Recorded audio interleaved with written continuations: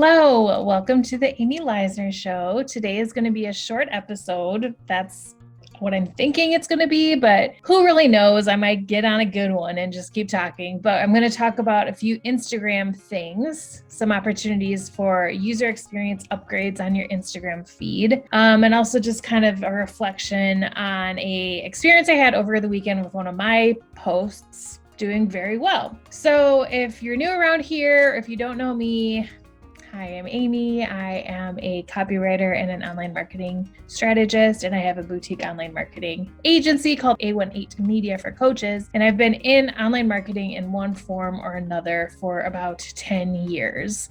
So I'll just do a little bit of background on myself. How about that? I'm originally from Wisconsin. I have a background in dance. I was a dance major. I went to school at Columbia College, Chicago, got a degree in dance, and then decided to move out here with a boyfriend at the time. Move out here is to the West Coast, to LA. And I got a job as a traveling preschool dance teacher. So I was doing that for a little bit and pretty quickly kind of moved up our little ranks there and was managing a territory. And I noticed that when my marketing materials looked really, really awesome, then more people would sign up for my classes. So I was like, that's interesting. Marketing is legit. And it was fun for me, because it was more traditional old school marketing. So we do flyers and stickers and make everything pretty and cute. And I would hand deliver marketing packets to recruit new schools and things like that. I was like, okay, plus there's not a lot of money in the preschool dance teacher industry. So I was like, I need a different career path here. And so back in the day, my solution to that was going to school to get another degree. Not sure if I would have done the same thing nowadays. I probably wouldn't recommend that necessarily, depending on what field you're in, because there's so many other ways to learn new skills and monetize pretty quickly. But it is what it is. So I went back to school and I got my degree in advertising, and I got it at an art school that was a for-profit art school that's now out of business. So I'll take my refund any day now. But it was at that school that I discovered copywriting. I didn't even know what copywriting was. I remember it was just a required class because the program itself was geared towards graphic designers who wanted to become art directors in advertising agencies. And I did not know that. I did no research on this whole thing. I filled out my loan forms, not even knowing they're just numbers on paper to me. It was not a very educated decision, but I don't believe in coincidences. I think pretty much everything happens for a reason. So that was that. I was in school. My first copywriting class, I thought I was going to learn about copyright law, copyright, which still a lot of people, when I say I'm a copywriter, and if you're a copywriter, I'm sure you can relate. People are like, wow. And they think you're this smart lawyer. So anyways, took the copywriting class and I just was naturally good at concepts. I remember one of my first classes was an intro class to advertising, intro to design. I think it was a campaign class. I don't know. But I came up with this really creative, unique concept for our little ad thing our project we had to do. And it was fun for me and it was easy for me. And I was catching the attention of my teachers. I was like, okay. Then I learned about copywriting and I was like, okay, here it is. Here we go. I've always been just a naturally talented writer. So if you're listening to this and you're writing, there is a lot of opportunity out there as a copywriter. Copywriters are not going anywhere. People need us, even if they don't know they need us. And it's a really fun way. If you're a creative person and you want to monetize that talent, I would definitely encourage you to look into copywriting, dabble in it, see if it's something that you're vibing with. And then for me, so I was in school doing that, learning design as I went. I'm also just kind of artsy in general. So it was fun for me. One of our I remember the first few classes that we went through, it was the basics of design, basically. So there was a lot of coloring with markers and learning about color theory and drawing and perspective and stuff like that. So it was super fun for me as art class. But anyways, so I figured out that I really liked it. Also, copywriting is combining writing and advertising is very pop culture driven, and I love pop culture. So I went through the program and discovered copywriting, decided to focus on that. And I was, at the time, I think one of the only students who chose, paved my own path as a copywriter. And I always incorporated social media campaigns into our projects that we would do at school. I really loved that school. It's a bummer. Like our teachers were what made it so amazing. I had some really amazing mentors and teachers through that program, and we were encouraged to think outside the box. And I remember coming up with Instagram campaigns and Facebook stuff, and then all the side jobs I would have at that time.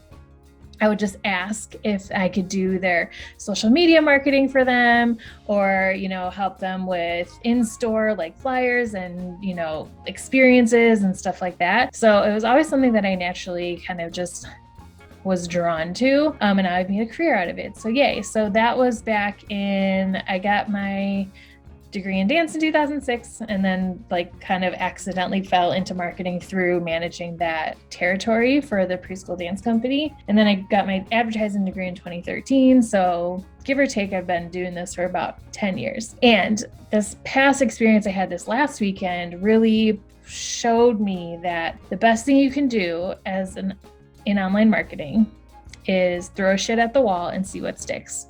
Things change so fast with algorithms, with customer behaviors, with the social climate, everything changes so fast. So we just gotta keep throwing things at the wall and see what sticks.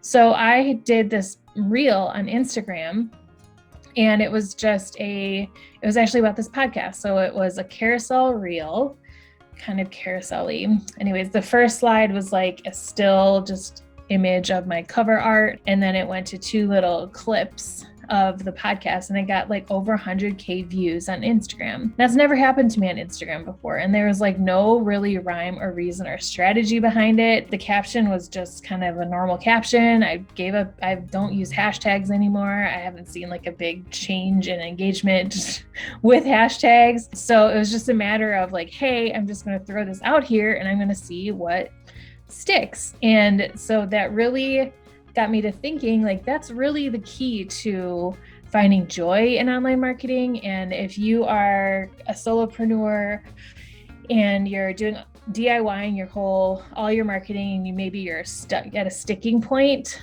I would invite you to think about how you can make online marketing easier and more fun so that you stay more consistent with it. And that's what I had to ask myself most recently, just a couple months ago, because I was having major stickiness around promoting my brand, my business, my offers. And I was what's going on here? And I was just overthinking everything. And it was I was paralyzed by too many strategies to do this and don't do that. And we get inundated by all this advice. And so I had to go in and kind of delete all that and just be fuck it. I'm going to write whatever I want to write in my captions. I'm going to post whatever photos I want to post. And through that, first of all, I just got used to posting again, took the pressure off there. And then I got really clear through some other stuff, through coaching programs and things like that, I got clear on who I'm speaking to, but I just let that happen naturally. I just let it evolve. Before, in years prior, I was really pushing who I should be talking to. I was being inconsistent in my messaging. And now that I let it kind of evolve naturally and figure out who I'm speaking to, and that I'm just going to do what's fun and what feels good, and then it's all of a sudden gaining traction. So it's been almost a full year of throwing shit at the wall and seeing what sticks in terms of my online marketing, that now so it's October, I started this strategy. My strategy was a non-strategy for 2022 online marketing. So it's shown me what is working and what's resonating with my audience. So my audience likes seeing the same message over and over and over again. I'm getting recognized. I'm getting leads, warm leads coming to my DMs, which is where you want to be. I'm finding fun in creating reels. Before I was very reels, bitter about it, but you can just decide that it's fun. You can just do that. You can just be oh, this is fun. And then just decide, and you can flip that switch. Same with TikTok.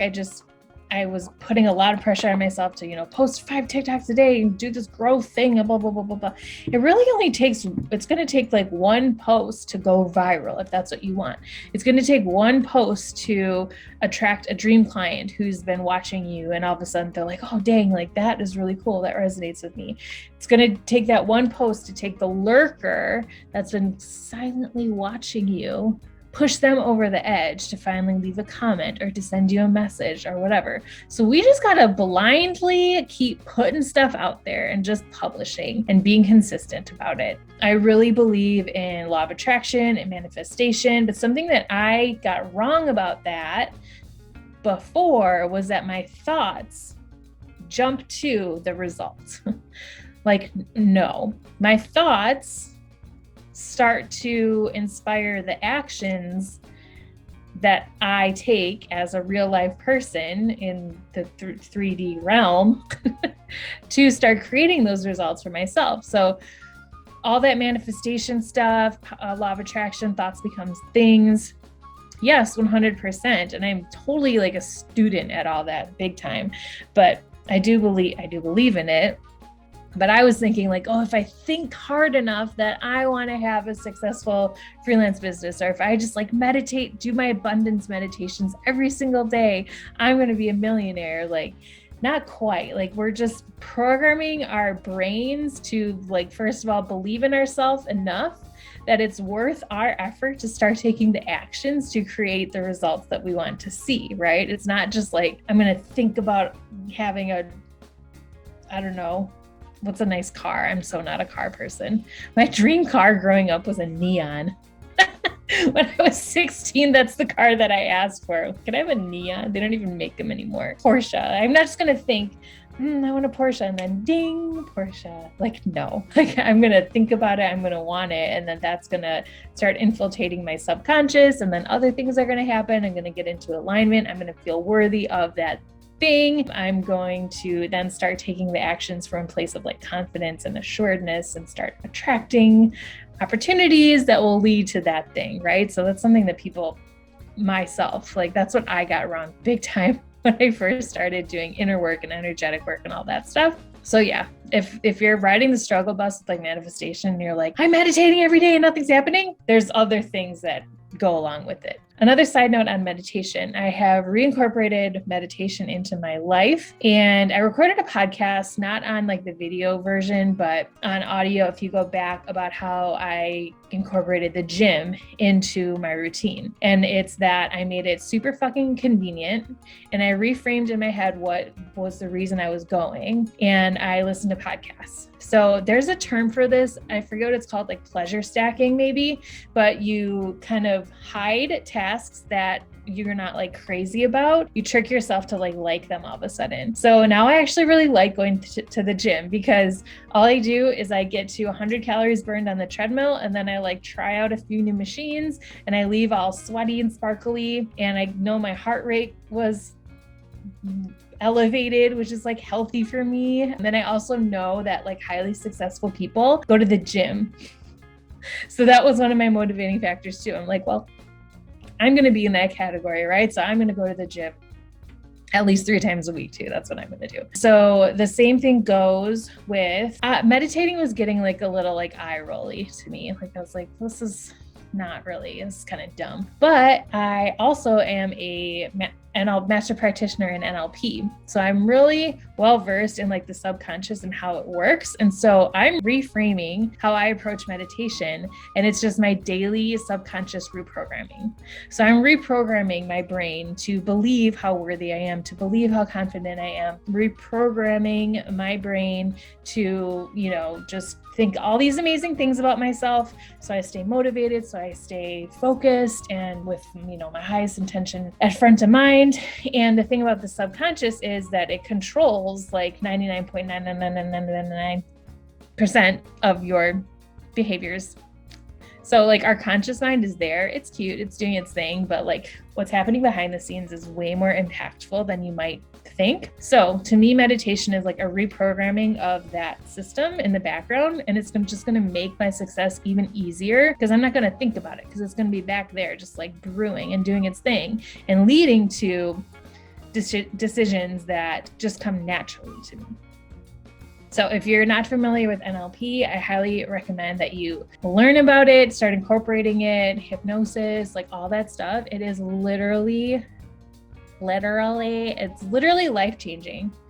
I went through a program last year where I got certified as a practitioner and a master practitioner, and I mostly did it for like personal development reasons. And now I'm able to apply it more in my work as like a copywriter and a consultant and things like that, even a coach. But even like values elicitation, when you dig in deep and like realize what you really stand for, what your values are, it's so much easier to like create content from there or to come up with a strategy from there. Like my top value is authenticity. If I feel like something is feeling off or icky in my business, in my life, it's always because I'm showing up inauthentically for some reason or another. So then I get to recognize that and go back in and be like, okay, what do I need to do? What do I need to fix? So that is my little tangent. Very random, but hopefully a bit entertaining and or inspirational or motivational. So now I want to just give you a few Instagram tips that I have heard, that I have experienced to kind of optimize, elevate, beautify your Instagram feed to start attracting those dream customers and clients like I know you want. That's why we're on there, right? As I'm assuming that you're listening because you're some type of business, something or other, entrepreneur adjacent, and you're using Instagram to get customers. Okay. So if you are, here's a few things to keep in mind. SEO. So SEO is on Instagram. Instagram is even trying to be more of a search engine. So they want you to go to Instagram to search for things, which I already do.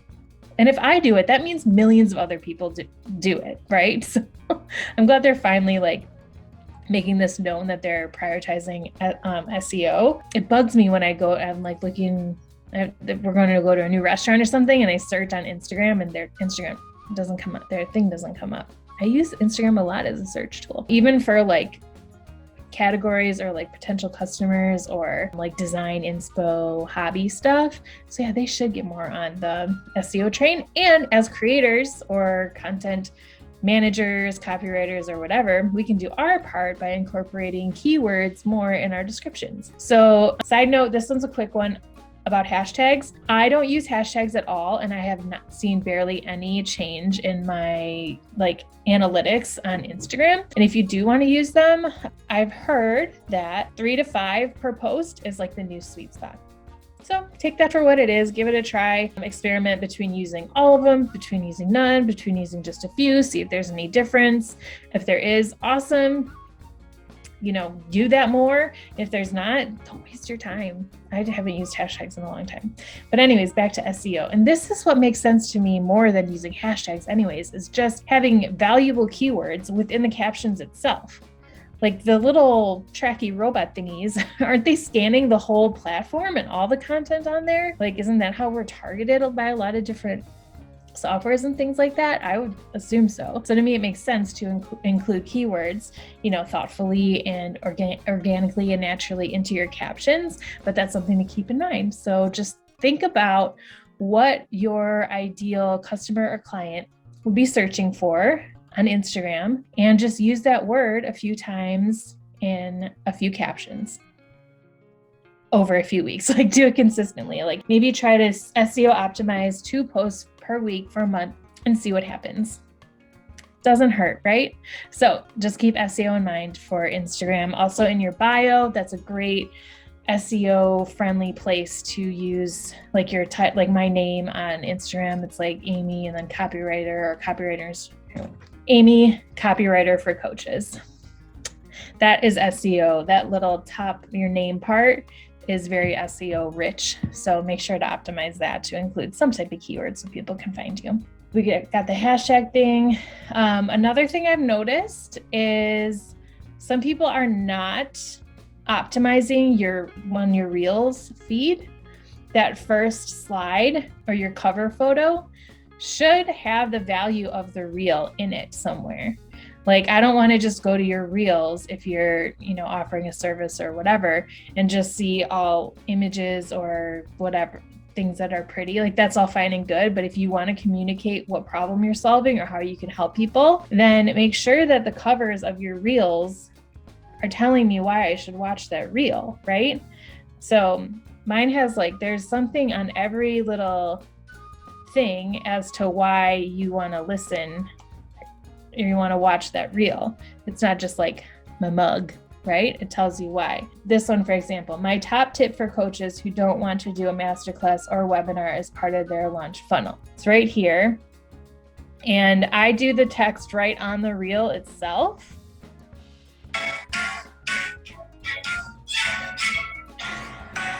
So that one stayed on the whole time, but some of them are just there for like a second and then it goes away. But when you're choosing your cover photo, you can just choose a slide with the text on it. So you don't have to create a different graphic that has your like value bomb title on it. But you can also do that. So I'll show you an example. This one right here, sorry, I could be doing this a lot. Sorry, I don't have a production team, but I took a selfie of myself and I popped that over into WordSwag and I put a cover on it where it says Online Marketing Myths Busted. And that was the cover I chose for the reel right here. So people know what they're gonna learn when they click the reel. And then that just goes away. You don't have to when you start the reel. So I've just seen a few reels pages where I know the value within those reels is amazingly awesome, but I don't think it's getting the engagement that it deserves because people go to it and they land there and they're like, well, what's in it for me, you know? So just really utilize that cover to select your cover wisely and with intention and make it clear like what people are going to get out of it when they click on that reel to watch it. Also, that helps when you're scrolling, right? Because we scroll quickly. And so if it's just another video of someone talking or whatever, it's easy to scroll by. But if those first couple seconds have the value about why I want it, like a teaser or a value or the hook, then they're more likely to watch the whole thing. Yay. Okay. And then there is the forward, backward video story feature. So I was confused by this because I first discovered it on TikTok. I'm an elder millennial. That's my preface. So I was on TikTok and I was like, oh, there's this now feature. What is this? I want to do this. I want to get in on all the cool trends. And it's this forward, backward camera thingy where you post, in order to see all your friends' nows, you have to post your own and it just shows your face and it shows what you're doing, right? So it accesses both your forward facing, your backward facing camera. So did that and I was like, all right, cool. And then I noticed, and I was like, what is this even? I don't know what this is. And then somehow, some way, Be Real was presented to me, or I found out about it. And then Instagram, of course, has the same thing on their platform, the forward and backward facing camera. So Be Real is a popular app with like the younger generation now. I use it to spy on one of my friend's kids. She has a daughter in high school and one in college. They're like my two only friends on there. And I like to see what they're up to, and they're not posting they're probably still on Snapchat. I don't do Snapchat. I just like seeing what they're doing. And then I have like one other friend. So if you want to be friends with me and Be Real, let's do it. It's a lot of selfies of me and my computer. So I'm either here or I'm in front of my TV in the evening. That's when I tend to do these little snaps. That is real though. You know what? Good job, Be Real. You can't like curate your life as much as you can on like Instagram and stuff on Be Real. So good on ya. So yeah, that's just a ripoff. So Be Real started and now TikTok has a version and now Instagram has a version. So I think as marketers, it's just important for us to stay on top of these trends, stay on the pulse of things going on, because eventually it's going to turn into some type of moneymaker for someone out there because advertising runs the world. Okay, so that is today's random ass episode. I hope you learned something. I hope you got some type of value, got to know me a little better. And if you want to connect on Instagram, I'm at Amy Leisner, TikTok at Amy Leisner. A18media.com is my website. My launch checklist. So I created a free launch checklist that goes through 3 different funnel types for you. So if you are launching soon, you can grab that and everything's listed out for you so you don't get overwhelmed with all the content you have to create, because it can get overwhelming. So I listed it out for you. And I think that is it for today. If you want to work together in like a client copywriter capacity, I am booking VIP day clients for sales pages. And then also my agency is taking on social media management and email marketing clients as well. And that's it. Thank you so much for listening, and I will talk to you next time.